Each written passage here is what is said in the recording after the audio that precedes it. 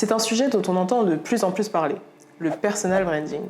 Et non, c'est pas seulement une notion pour les auto-entrepreneurs. Tu peux l'appliquer que tu sois en poste ou même en recherche d'emploi. Et je vais tout de suite t'expliquer comment on fait. Pour commencer, le personal branding, c'est un terme anglais qui définit l'image et la réputation que tu vas te créer autour de ta valeur, ta personnalité et ton expertise. Et c'est concrètement ce qui va te démarquer des autres candidats dans ta recherche d'emploi ou alors d'un collègue qui a un poste similaire au tien. Pour bien comprendre et utiliser le personal branding, il faut comprendre ces 3 piliers. Premièrement, ta valeur ajoutée. Qu'est-ce qui te rend unique? Quelles compétences, quelle expertise, quelle qualité tu apportes concrètement? Par exemple, si tu es excellent en gestion de projet, en communication avec l'équipe, note-le clairement, parce que c'est ce que tu veux que les autres retiennent de toi. Deuxièmement, la clarté de ton message. Comment tu communiques cette valeur? Sur ton CV, sur ton LinkedIn et même dans tes interactions quotidiennes. Ton message, il doit être cohérent et facile à retenir. Par exemple, je transforme des projets complexes en réussite concrète et visible. Et troisièmement, ta visibilité. Parce qu'une marque personnelle, ça sert à rien si personne ne la voit. Partage des réalisations, commente ton secteur, participe à des projets visibles ou mets en avant tes réussites lors de réunions. Même une action simple, comme publier sur LinkedIn à propos d'une de tes réussites professionnelles,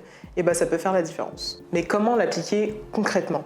Si tu es un candidat en recherche d'emploi, tu peux optimiser ton CV et ton LinkedIn pour refléter ta valeur, ta personnalité et tes expériences. Partage des réalisations chiffrées et concrètes. Et sois actif sur des réseaux sociaux professionnels comme LinkedIn. Tu peux commenter, poster, repartager des posts. Et si tu es déjà un salarié en poste, mets en avant des projets réussis auprès de ton manager ou même des équipes. Il faut que tu sois visible dans des réunions ou dans des projets concrets. En fait, il faut que tu te crées une réputation de personne fiable et compétente. En gros, le but de tout ça, c'est que toi, tu sois synonyme de compétence et de valeur ajoutée.